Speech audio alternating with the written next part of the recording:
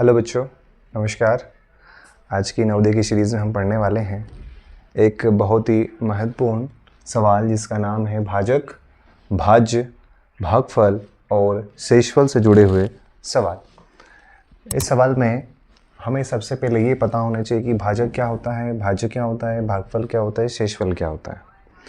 हम अगर भाग वाले सवाल की बात करें तो भाग वाले सवाल में हम बचपन से सीखते आए हैं कि एक नंबर यहाँ होता है, एक यहाँ नंबर होता है, एक नंबर यहाँ होता है और लास्ट में उसका रिमाइंडर यहाँ मिलता है। हम अगर इसको नाम से बोलें तो क्या बोल सकते हैं, जो नंबर यहाँ है जिससे हम किसी संख्या को भाग करते हैं उसको हम बोलते हैं भाजक, और जो संख्या यहाँ बैठी रहती है उसको बोलते हैं भाज्य, और जब लास्ट में हमें यहाँ पर पूरा सॉल्व करने पर जो आंसर मिलता है उसे बोलते हैं भागफल, और रिमाइंडर में कोई संख्या बच जाती है उसको अपन बोलते हैं शेषफल, जो शेष में बच जाता है। तो इसी प्रकार से हम सवाल नंबर पहला करने वाले हैं। जो सवाल ये कहता है कि भाग का एक प्रश्न है, यदि उसमें भाजक 51 हो, 51 हो, भागफल 16 हो और शेषफल 17 हो तो आपको भाज्य पता करना है। मतलब इस सवाल के अनुसार आपके पास भाजक दिया गया है, आपके पास भागफल दिया गया है, आपके पास शेषफल दिया गया है, आपको पता करना है भाज्य कितना होगा। तो इस सवाल को करने के लिए सबसे आसान तरीका है, उसका एक छोटा सा फॉर्मूला है।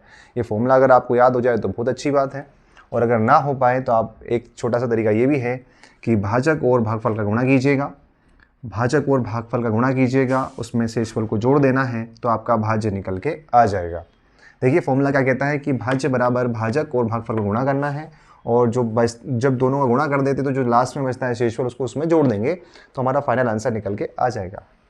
तो भाज्य निकालते हैं। हमारे पास सवाल में दिया गया था भाजक 51, भागफल दिया था 16 प्लस 27, जो आपका भागफल है उसको क्या करेंगे आगे लिखेंगे, और इन दोनों को जब गुणा करेंगे तो आपको मिलेगा 816, 816 प्लस 27 को आप उसमें जोड़ दीजिए। जब आप जोड़ेंगे तो आपको भाज्य निकल के आ जाएगा 843, 843 आपका फाइनल आंसर हो जाएगा।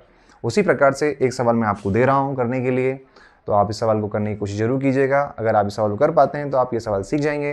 देखिए बहुत सरल सा सवाल है, किसी संख्या में 17 से भाग दिया जाता है, वो जो संख्या पता करनी है। मतलब कि यहाँ पर भी आपको क्या पता करना है, भाज्य पता करना है कि संख्या में 17 से भाग देने पर आपको भागफल 23 मिलता है। मतलब भागफल आपके पास दिया गया है और शेषफल भी दिया गया है 7। तो इस तरीके से आप सवाल में भाज्य निकालना है तो आपके पास 4 ऑप्शन है।